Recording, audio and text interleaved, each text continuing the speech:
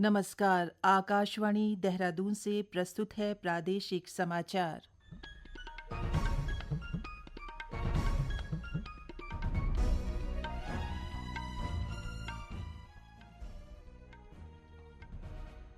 पहले मुख्य समाचार। मुख्यमंत्री पुष्कर सिंह धामी ने उत्तर प्रदेश और उत्तराखंड के बीच अवशेष आस्तियों व दायित्वों के मामलों की समीक्षा की।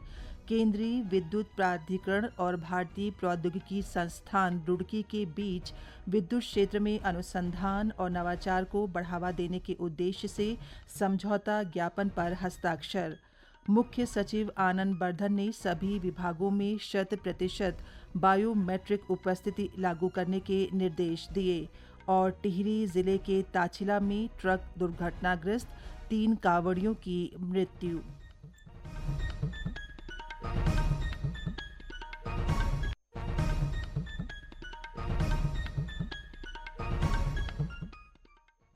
प्रादेशिक समाचार के साथ मैं पंकज सनवाल खुलवे। और अब समाचार विस्तार से। मुख्यमंत्री पुष्कर सिंह धामी ने आज सचिवालय में उत्तर प्रदेश और उत्तराखंड के बीच अवशेष आस्तियों व दायित्वों के मामलों की समीक्षा की। मुख्यमंत्री ने अधिकारियों को निर्देश दिए कि जिन प्रकरणों में दोनों राज्यों के बीच पिछली बैठक में सहमति बनी थी, उनमें से जिन मामलों में कार्रवाई गतिमान है, उत्तर प्रदेश के अधिकारियों के साथ बैठक कर उनका जल्द समाधान किया जाए। श्री धामी ने कहा कि वे इस संबंध में जल्द ही उत्तर प्रदेश के मुख्यमंत्री योगी आदित्यनाथ के साथ बैठक करेंगे। गौरतलब है कि दोनों राज्यों के मुख्यमंत्रियों की पिछली बैठक के बाद ऊधम सिंह नगर और हरिद्वार जिलों में स्थित जलाशयों, नहरों में वाटर स्पोर्ट्स की अनुमति दी जा चुकी है। सिंचाई विभाग उत्तर प्रदेश द्वारा विद्युत बिलों के रूप में 57 करोड़ 87 लाख रुपए का भुगतान किया जा चुका है। उत्तर प्रदेश मत्स्य निगम द्वारा उत्तराखंड मत्स्य पालन विकास अभिकरण को 3 करोड़ 98 लाख रुपए का भुगतान किया जा चुका है। वन विकास निगम उत्तराखंड को दी जाने वाली देयताओं का आंशिक भुगतान भी किया गया है। परिवहन निगम की अवशेष राशि का भुगतान किया जा चुका है। इसके अलावा आवास विभाग के तहत आवास विकास परिषद की परिसंपत्तियों के निस्तारण का भी निर्णय हुआ है। केंद्रीय विद्युत प्राधिकरण सीईए और भारतीय प्रौद्योगिकी संस्थान आईआईटी रुड़की ने विद्युत क्षेत्र में अनुसंधान, योजना, नवाचार और क्षमता निर्माण को बढ़ावा देने के उद्देश्य से एक समझौता ज्ञापन पर हस्ताक्षर किए। इसका उद्देश्य आईआईटी रुड़की की शैक्षणिक और शोध क्षमताओं को सीईए की तकनीकी और विनियामक विशेषज्ञता के साथ समन्वित करना है, ताकि विद्युत क्षेत्र में प्रमुख चुनौतियों का समाधान किया जा सके। दोनों संस्थान विद्युत प्रणाली नियोजन, नवीकरणीय ऊर्जा एकीकरण, ग्रिड विश्वसनीयता और ऊर्जा भंडारण पर केंद्रित संयुक्त अनुसंधान परियोजना में सहयोग करेंगे। इसके अलावा विद्युत प्रणाली विश्लेषण और दीर्घकालिक नियोजन के लिए तकनीकी उपकरण और सॉफ्टवेयर विकसित करेंगे। इस अवसर पर सीईए के अध्यक्ष घनश्याम प्रसाद और आईआईटी रुड़की के निदेशक प्रोफेसर के पंत ने कहा कि ये समझौता ज्ञापन भारत की ऊर्जा अवसंरचना को मजबूत करने के साथ ही राष्ट्रीय प्राथमिकताओं के अनुरूप स्वच्छ, अधिक विश्वसनीय और आत्मनिर्भर विद्युत प्रणाली सुनिश्चित करने की दिशा में एक महत्वपूर्ण कदम है। मुख्यमंत्री पुष्कर सिंह धामी ने कहा कि श्रावण मास में आयोजित होने वाली कांवड़ यात्रा के दौरान करोड़ों श्रद्धालु देवभूमि उत्तराखंड आते हैं। उनकी धार्मिक भावनाओं और आस्था का सम्मान करना सरकार की सर्वोच्च प्राथमिकता है। आज देहरादून में पत्रकारों से बातचीत में मुख्यमंत्री ने कहा कि श्रद्धालुओं को शुद्ध, सात्विक और स्वच्छ भोजन उपलब्ध हो, इसके लिए प्रदेश सरकार पूरी तरह से प्रतिबद्ध है।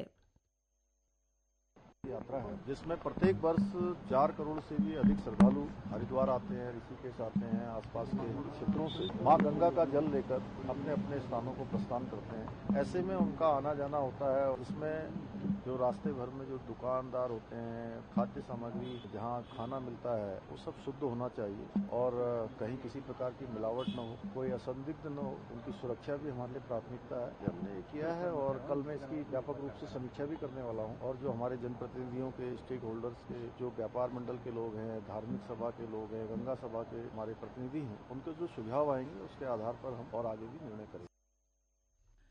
कैबिनेट मंत्री गणेश जोशी ने मसूरी विधानसभा क्षेत्र में सीवर और पेयजल संबंधी समस्याओं के समाधान को लेकर आज देहरादून में जल निगम और जल संस्थान के अधिकारियों के साथ बैठक की। बैठक में विशेष तौर पर पेयजल संकट, सीवर लाइनों की स्थिति और पुराने सिस्टम के जीर्णोद्धार पर चर्चा की गई। श्री जोशी ने सभी योजनाओं को दीर्घकालिक और स्थायी समाधान के रूप में विकसित करने के अधिकारियों को निर्देश दिए ताकि क्षेत्रवासियों को भविष्य में भी किसी प्रकार की परेशानी का सामना न करना पड़े।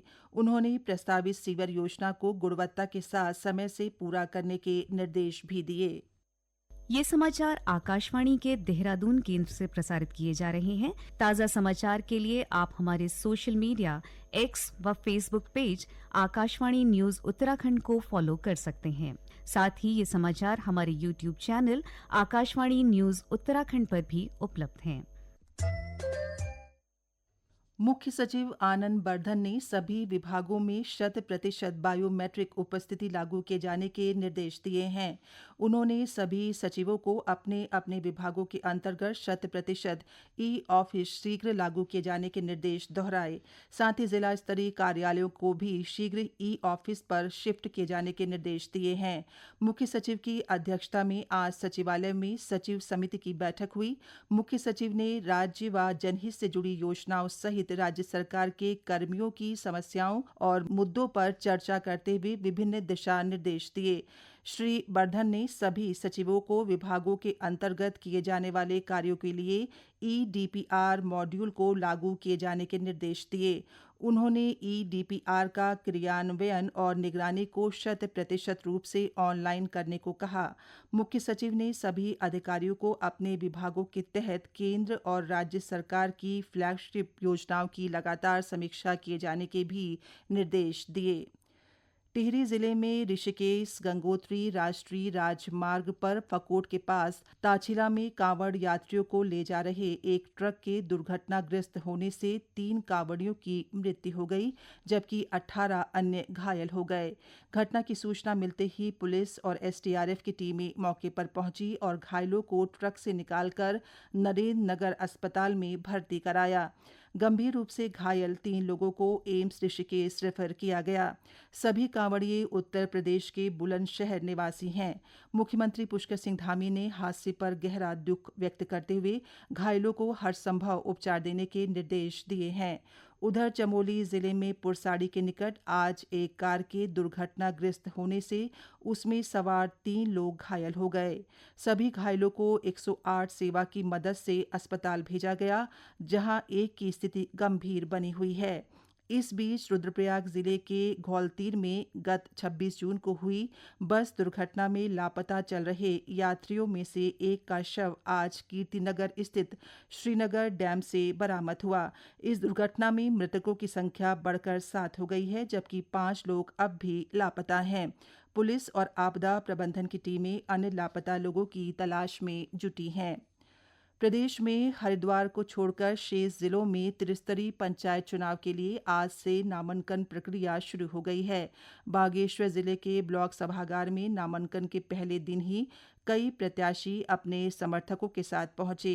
रिटर्निंग अधिकारी अनुराग मिश्र ने बताया कि 16 न्याय पंचायतों के लिए कुल 16 टेबल लगाई गई हैं। यहाँ हमारे 16 न्याय पंचायतों के लिए टेबल लगी हुई हैं, जिनमें हमारे एक एआरओज तैनात हैं जो इस प्रक्रिया को पूर्ण कर रहे हैं। और साथ ही साथ आज से बीडीओ साहब ने 2 सहयोग के लिए, उनके सहयोग कार्य के लिए 2 अपने ग्राम विकास के कार्मिक भी दिए हैं, प्रदान किए हैं। आरओ के साथ हमें 2 हमारे कार्मिक हैं जो हमारी इस प्रक्रिया में जो भी कार्रवाई है उसको अंजाम दे रहे हैं। और साथ ही साथ जो है अब आज सुबह 8 बजे से प्रक्रिया ये चालू हो गई है। उधर पौड़ी जिले में नामांकन के पहले दिन जिला पंचायत सदस्य पद के लिए कुल 7 प्रत्याशियों ने अपने नामांकन किए। गौरतलब है कि 2 चरणों में होने वाले पंचायत चुनाव के लिए 5 जुलाई तक नामांकन पत्र दाखिल किए जाएंगे। 7 से 9 जुलाई तक इनकी जांच की जाएगी। 10 और 11 जुलाई को नाम वापसी की जा सकेगी। 31 जुलाई को दोनों चरणों की मतगणना और परिणामों की घोषणा की जाएगी। अंत में मुख्य समाचार एक बार फिर।